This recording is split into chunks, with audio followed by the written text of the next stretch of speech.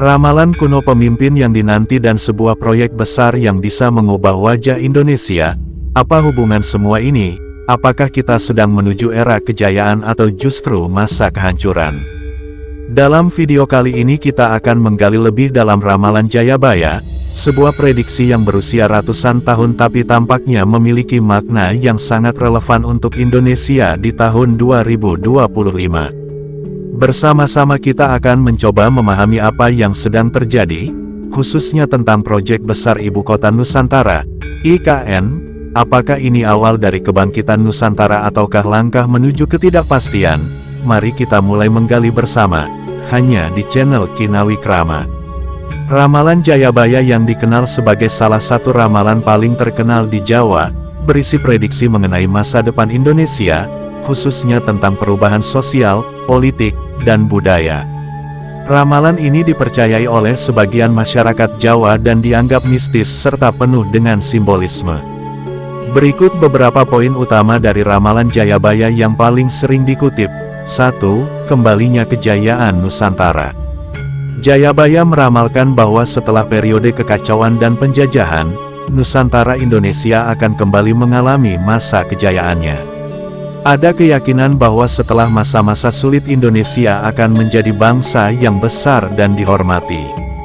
Jayabaya pernah meramalkan besuk yen wis ono kreta tampo jaran, tanah Jowo kalungan wesi, perahu melaku ing dhuwur awang-awang. Artinya kelak jika sudah ada kereta tanpa kuda, tanah Jawa berkalung besi, perahu berjalan di atas awang-awang. Ini sering diartikan sebagai simbol hadirnya kereta api, pesawat, dan teknologi modern lainnya. Kedua, datangnya masa kegelapan. Ramalan Jayabaya juga berbicara tentang periode panjang penderitaan dan masa kegelapan yang dialami oleh masyarakat Jawa, terutama saat penjajahan.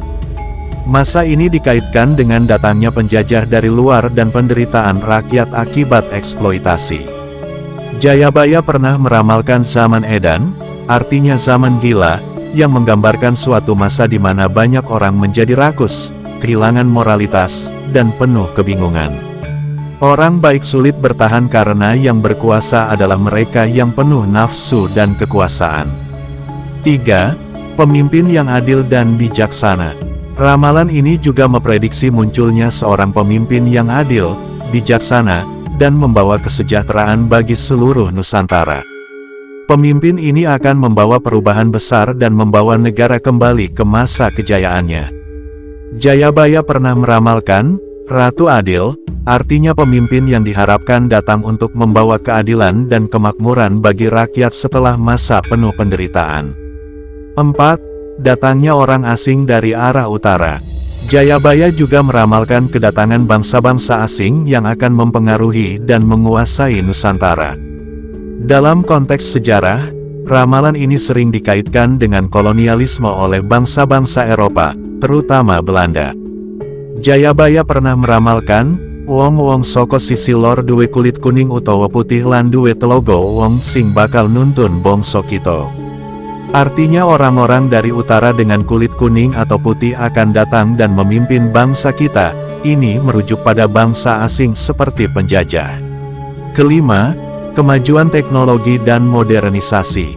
Ramalan Jayabaya juga memprediksi kemajuan teknologi yang akan terjadi di masa depan, seperti hadirnya kendaraan tanpa hewan, kereta api dan mobil, dan kemampuan manusia untuk terbang, pesawat terbang.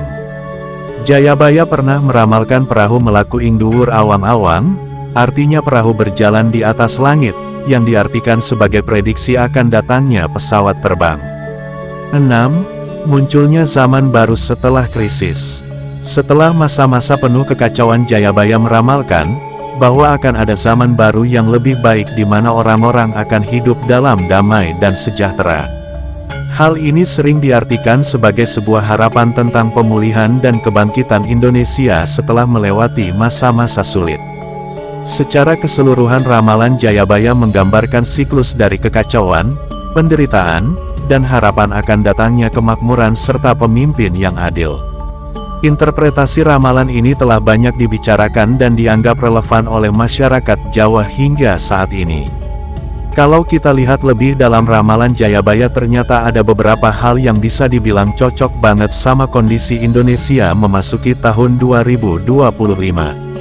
Walaupun memang ramalan ini sifatnya sangat simbolis dan seringkali terbuka untuk interpretasi yang berbeda-beda. Nah, berikut ini beberapa poin dari ramalan Jayabaya yang mungkin relevan dengan situasi Nusantara di 2024 dan memasuki 2025. 1. Zaman Edan, masa kekacauan. Jayabaya pernah bilang soal zaman Edan atau masa gila, bisa dibilang banyak yang ngerasa ini nyambung dengan situasi sosial politik dan ekonomi di Indonesia sekarang. Dunia semakin gak pasti, dengan teknologi dan media sosial yang bikin polarisasi makin terasa. Di mana orang-orang banyak terjebak di antara berita palsu, kepentingan politik yang bentrok, dan ketidakstabilan ekonomi global. Semua ini mungkin terasa kayak kita memang lagi di zaman Edan. 2. Kemajuan teknologi kereta tanpa jalan dan perahu di langit. Jayabaya juga nyebut tentang kereta tanpa jalan dan perahu di awang-awang. Yang kalau diartikan sekarang bisa saja tentang teknologi modern. Lihat saja kereta cepat Jakarta-Bandung mulai jalan, mobil listrik mulai banyak, dan transportasi cerdas jadi tren, drone dan AI juga makin berkembang. Jadi bisa dibilang ramalan ini memang menggambarkan era teknologi yang kita alami sekarang.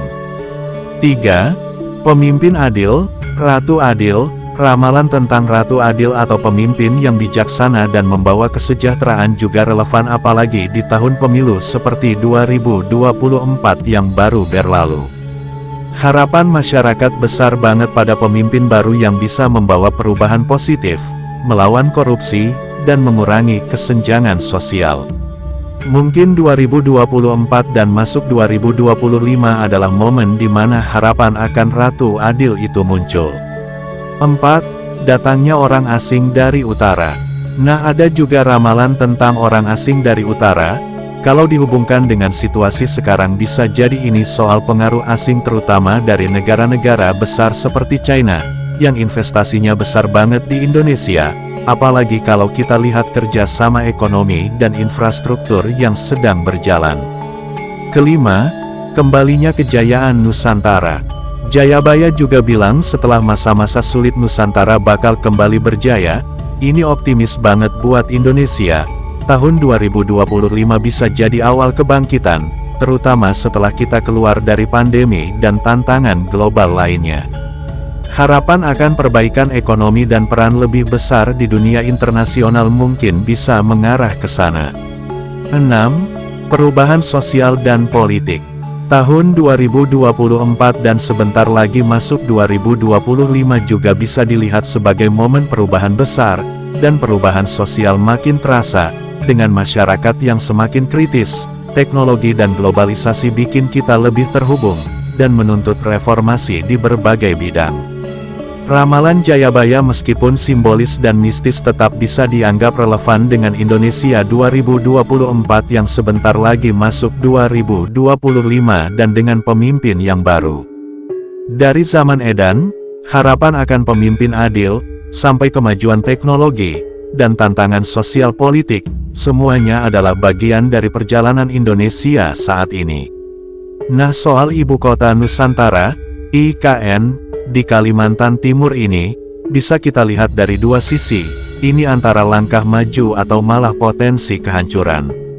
Kalau kita hubungkan dengan ramalan Jayabaya, terutama soal perubahan besar di Nusantara, semuanya tergantung bagaimana kita menafsirkan tanda-tanda zaman. IKN sebagai awal kemajuan. Kalau kita pakai kacamata optimis, IKN ini bisa jadi titik awal kemajuan Indonesia. Kenapa? Pertama, modernisasi dan teknologi. Pemindahan ibu kota ini menunjukkan era baru dalam infrastruktur dan teknologi. Rencananya IKN bakal jadi kota yang ramah lingkungan, berkelanjutan, dan berbasis teknologi digital. Ini nyambung banget sama ramalan Jayabaya soal kereta tanpa jalan dan perahu di awang-awang, yang bisa diartikan sebagai simbol hadirnya teknologi baru. Lalu ada juga soal penyebaran pusat ekonomi.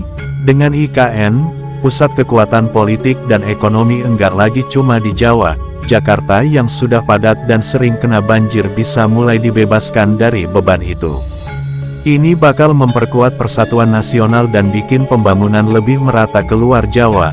Lagi-lagi cocok sama ramalan Jayabaya soal Nusantara yang makmur. Terakhir, soal pemimpin adil atau Ratu Adil.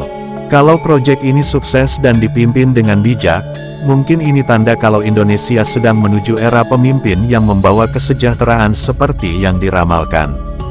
Harapannya pemimpin kita nanti bisa membawa perubahan besar dan kemajuan buat negara. IKN, sebagai awal kehancuran, tapi ada juga yang khawatir kalau IKN malah jadi awal kehancuran. Ini juga bisa dihubungkan dengan ramalan zaman edan, masa kekacauan sebelum perubahan besar terjadi. Pertama, soal biaya pembangunan, biayanya kalau salah kelola bisa jadi beban besar buat negara loh. Karena yang dikeluarkan tanpa hasil yang jelas bisa bikin ekonomi kacau, bahkan bisa memicu krisis. Kedua, ada dampak lingkungan. IKN kan dibangun di kawasan hutan Kalimantan, ada kekhawatiran soal deforestasi, rusaknya ekosistem, dan ancaman buat keanekaragaman hayati. Ini bisa dilihat sebagai tanda kehancuran alam, seperti yang mungkin digambarkan dalam ramalan Jayabaya tentang masa-masa sulit sebelum kemajuan datang. Ketiga, soal ketidakpastian sosial dan politik. Pemindahan ibu kota ini bisa menimbulkan masalah sosial kalau nggak diimbangi dengan infrastruktur yang kuat dan kesepakatan politik yang solid, bisa saja muncul ketidakpuasan di kalangan masyarakat yang merasa nggak diuntungkan. Jadi kemajuan atau kehancuran? Kalau kita tarik kesimpulan dari ramalan Jayabaya, IKN ini bisa jadi simbol perubahan besar, apakah menuju kemajuan atau malah kehancuran. Kalau dikelola dengan baik, proyek IKN bisa jadi bagian dari ramalan tentang kebangkitan Nusantara dengan pembangunan yang lebih merata dan pusat ekonomi yang tersebar.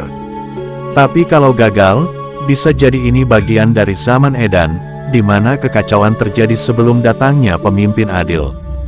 Jadi semua tergantung pada bagaimana proyek besar ini dikelola oleh Indonesia ke depannya. Oke, jadi dari perbincangan kita tadi, kita bisa tarik beberapa kesimpulan menarik soal ramalan Jayabaya dan situasi Indonesia di tahun 2024 dan memasuki 2025, khususnya yang berhubungan sama proyek Ibu Kota Nusantara atau IKN. Pertama, soal relevansi ramalan Jayabaya. Ada satu ramalan yang terkenal banget yaitu tentang zaman edan. Nah, zaman ini menggambarkan masa-masa penuh ketidakpastian, ketegangan sosial, dan krisis moral.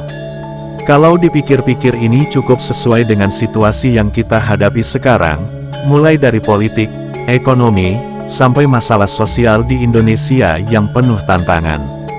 Lalu ada juga ramalan tentang kemajuan teknologi, misalnya kereta tanpa jalan dan perahu di awang-awang, yang bisa diartikan sebagai prediksi hadirnya transportasi modern, seperti kereta cepat atau bahkan pesawat.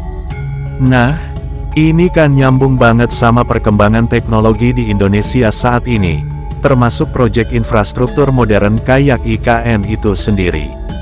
Selanjutnya ramalan Ratu Adil, pemimpin adil yang bakal membawa perubahan besar.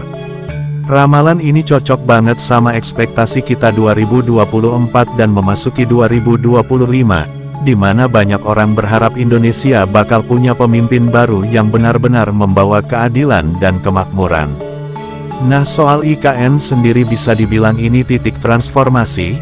Kalau sukses, IKN bakal jadi simbol modernisasi, pemerataan pembangunan, dan kebangkitan Nusantara sesuai ramalan Jayabaya. Tapi jangan lupa, proyek sebesar ini juga membawa risiko, ada kekhawatiran soal dampak ekonomi, lingkungan, dan sosial politik kalau nggak dikelola dengan benar, jadi ada kemungkinan juga ini bisa jadi awal kehancuran. Di tahun 2024 dan memasuki tahun 2025 kita sebenarnya lagi ada di titik krusial, kesuksesan atau kegagalan pemilu, proyek IKN, dan kebijakan ekonomi, sosial, lainnya bakal menentukan apakah kita bakal menuju era kemajuan atau malah terjebak dalam fase krisis seperti yang diramalkan. Jadi di sini kita lihat ramalan Jayabaya bisa memberi semacam simbolisme tentang apa yang sedang dan akan terjadi di Indonesia. Tantangan besar memang ada, tapi setiap tantangan juga bisa jadi jalan menuju kemajuan. Yang penting adalah bagaimana kita menghadapinya dengan bijak. Terima kasih sudah menonton sampai selesai. Sampai jumpa dengan video dan kisah menarik lainnya. Wassalamualaikum warahmatullahi wabarakatuh.